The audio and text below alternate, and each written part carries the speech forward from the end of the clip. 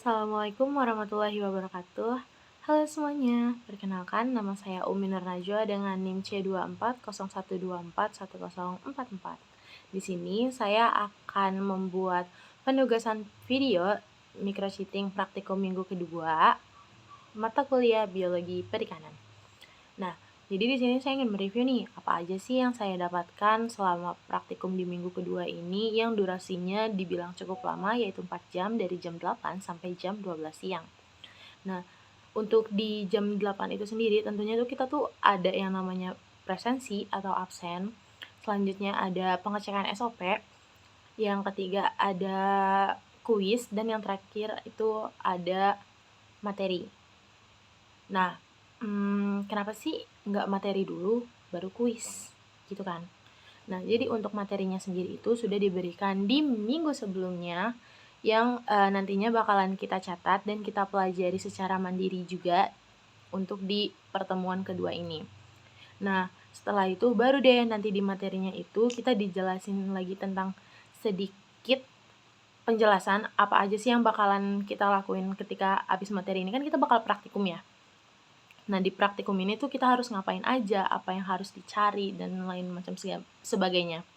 Nah, aku ingin mereview lagi nih sedikit tentang materi pada di pertemuan kedua hari ini. Jadi, biologi perikanan itu sendiri terbagi menjadi 2 cabang ilmu, yaitu yang pertama ada natural history, di mana ilmu ini mempelajari tentang sejarah, daur hidup, makanan, dan perkembangan populasi ikan. Yang kedua ada dinamika populasi. Dinamika populasi ini mempelajari tentang bagaimana cara dia bertumbuh, terus mortalitas, abis itu ada rekrutmen dan stok. Nah, dari situ kita bisa dapat nih apa aja sih aspek-aspek yang kita dapatkan dari biologi perikanan itu sendiri. Yang pertama ada aspek reproduksi. Yang kedua ada populasi serta faktor apa aja sih yang mengontrolnya. Terus yang ketiga ada kebiasaan makan ikan. Yang keempat ada interaksi ikan dengan spesies yang lain. Yang kelima ada pergerakan. Dan yang terakhir adalah pengaruh penangkapan ikan terhadap suatu populasi, reproduksi, pertumbuhan, dan distribusi ikan itu sendiri. Nah, menurut Effendi, tahun 1979, pertumbuhan itu sendiri terbagi menjadi 2, yaitu pertumbuhan mutlak dan pertumbuhan nisbi. Pertumbuhan mutlak yaitu pertumbuhan dengan mengukur rata-rata ikan pada jumlah tertentu atau pada umur tertentu. Nah, selanjutnya ada pertumbuhan nisbi. Pertumbuhan nisbi itu yaitu tentang panjang dan ukuran suatu ikan yang dicapai dalam periode tertentu.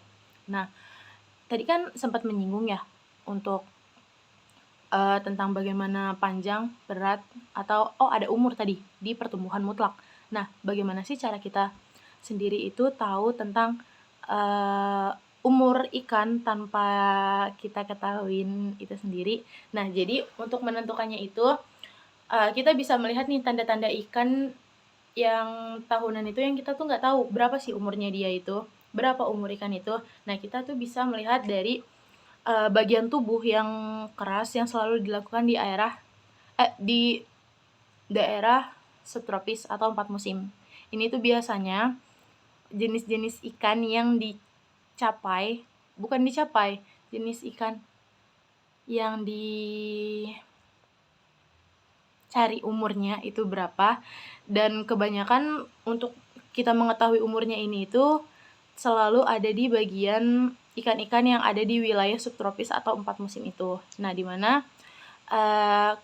kenapa sih subtropis yang ada 4 musim? Kenapa nggak kayak Indonesia aja? Kalau menurut saya, kalau untuk kayak Indonesia itu sendiri, Indonesia kan cuma memiliki 2 musim, musim hujan dan musim kemarau. Sedangkan yang subtropis itu dia memiliki 4 musim, yang dimana 2 musim lainnya itu ada musim dingin sama musim gugur. Nah, untuk di 4 musim itu, kenapa kita nggak tahu umurnya berapa? Karena kan dari situ kan kita bisa melihat kayak ikan itu mengalami perlambatan mereka itu bertumbuh dimana cara reproduksinya mereka juga sedikit melambat dari yang ikan-ikan di daerah lainnya atau di daerah tropis. Nah, jadi itu untuk materi pada minggu kedua hari ini. Nah, abis itu apa sih yang bakalan saya dapatkan ketika saya praktikum di dalam laboratorium? Jadi hari ini saya kelompok 5 dari ketepatan di laboratorium biologi perikanan. Nah, di sana kita sekelompok itu membedah ikan. Nama ikannya itu kalau di bahasa lokalnya itu ikan mata belok. Ya, ikan mata belok atau yang memiliki nama latin Hilsakel. Nah, Hilsakel ini masuk ke dalam famili Clupidae. Nah, hidup di Palagis pantai, memiliki ciri-ciri tubuh yang lebar dan amat pipih ya, kayak dia pipih gitu. Nanti ada gambarnya di sebelah sini. Nah, selain itu jari-jari di sirip punggungnya itu di punggung akhirnya itu tuh tidak memanjang, mulutnya berada di ujung, dua sirip dubur terakhir tidak terlihat dan ada bintik hitam. Nah, untuk mulutnya sendiri dia itu cirinya itu memiliki mulut yang lebar. Lebarnya itu bisa dibilang yang dari tadi saya praktikum di laboratorium itu, untuk lebar mulutnya itu sendiri bisa mencapai hampir 2 cm. Kayak ketika dibuka sudah dilebarkan gitu, itu semakin besar. Dan ketika saya melihat teman-teman saya lainnya yang untuk bagian mulutnya itu, ternyata lebar mulutnya itu memang cukup besar. Nah, jadi itu yang saya dapatkan dari praktikum pada hari ini. Kurang lebihnya mohon maaf. Wassalamualaikum warahmatullahi wabarakatuh.